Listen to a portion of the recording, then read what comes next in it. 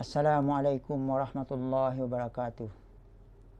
Alhamdulillahilladzi arsala rasulahu bil huda wa dinil haqq liyudhhirahu 'alad dini kullihi walau karihal musyrikun. Asyhadu an la ilaha illallah wa asyhadu anna Muhammadan abduhu wa rasuluh.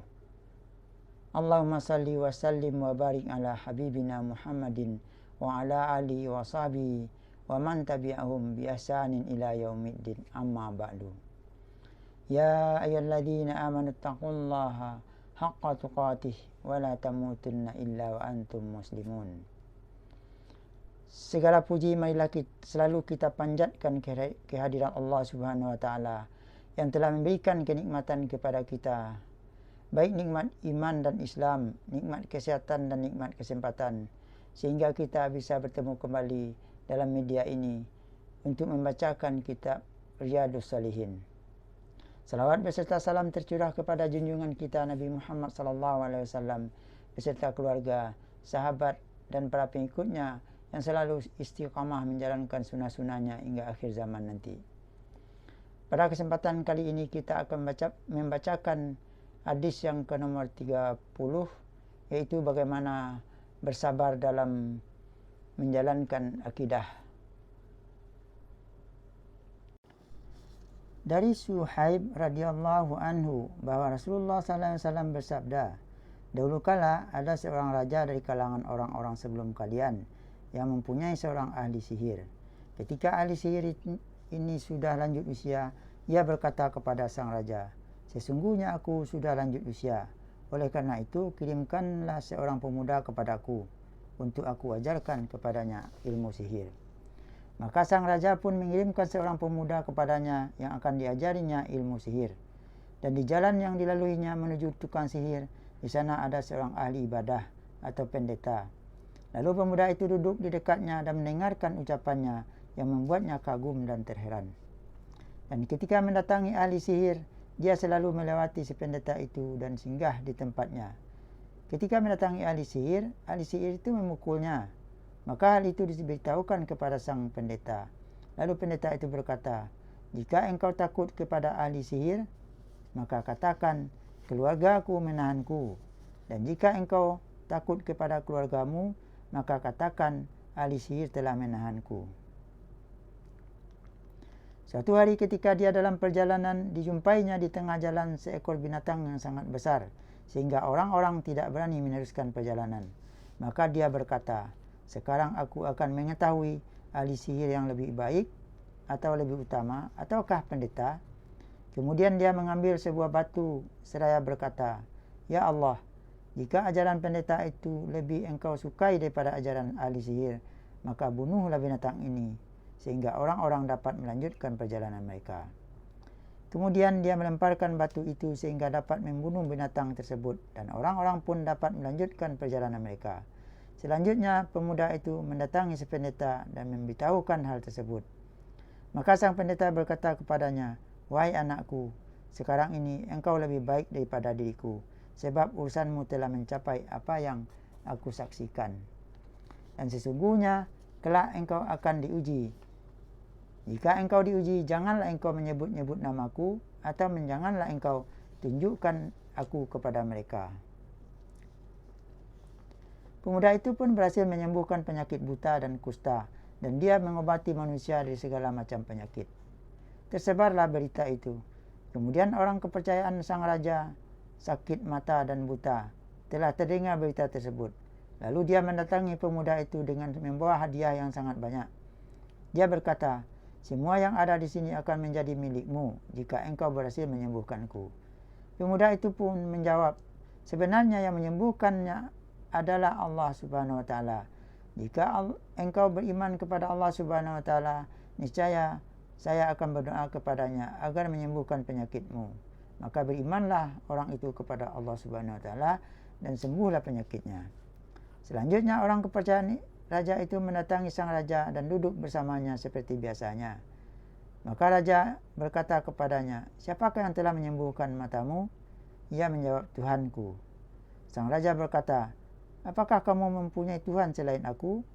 Ia menjawab, Tuhanku dan Tuhanmu adalah Allah. Maka raja itu pun langsung memberikan hukuman kepadanya dan menyiksanya hingga orang itu menunjuk kepada pemuda itu.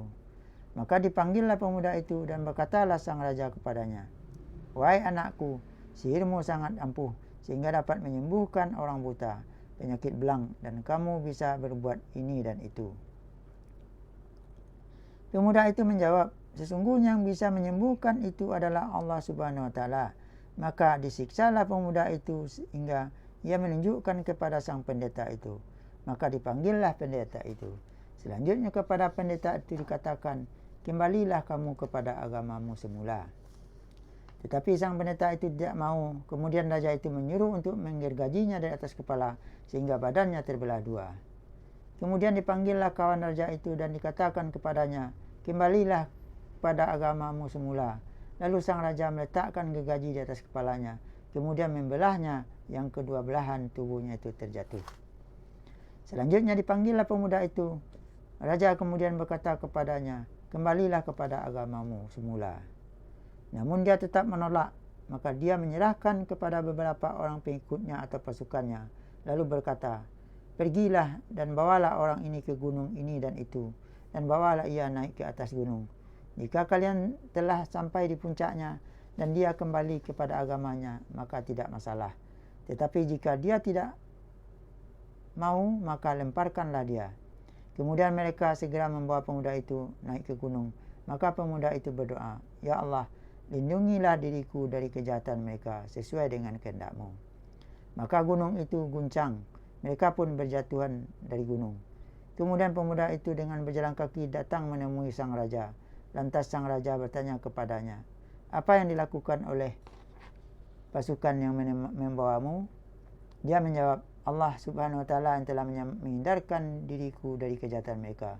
Kemudian pemuda itu diserahkan kepada pasukan lain seraya berkata, "Pergilah kalian dan bawalah anak ini dengan sebuah perahu ke tengah laut. Jika dia kembali ke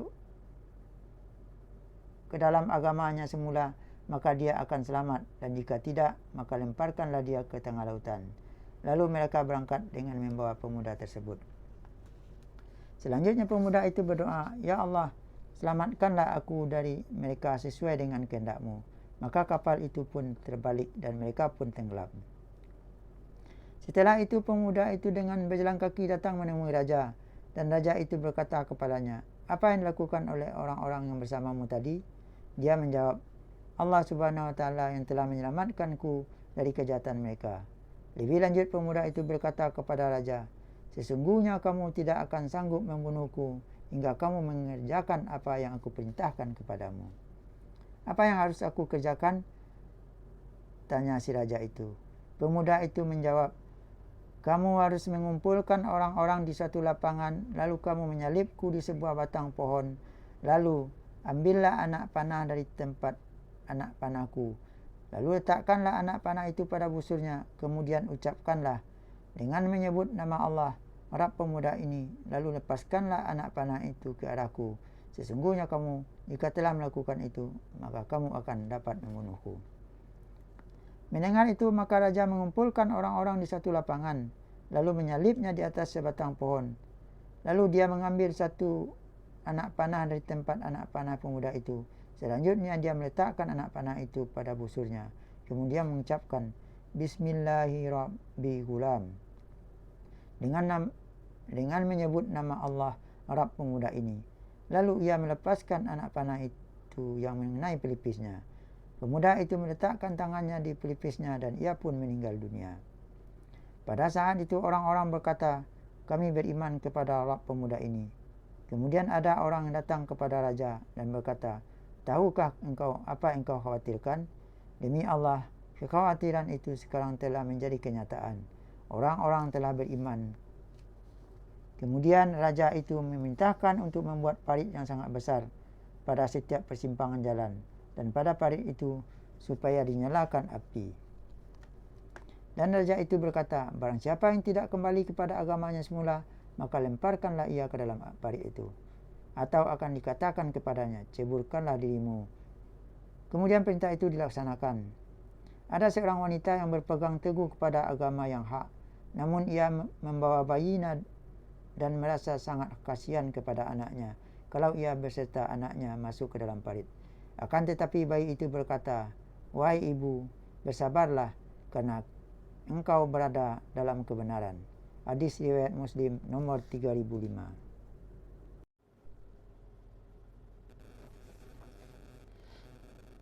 Demikianlah hadis yang ke nomor 30 ini. Mudah-mudahan bermanfaat bagi kita semua. Subhanakallahumma wa bihamdika asyhadu an la ilaha illa anta astaghfiruka wa atubu ilaih. Wabillahi taufiq wal hidayah. Wassalamualaikum warahmatullahi wabarakatuh.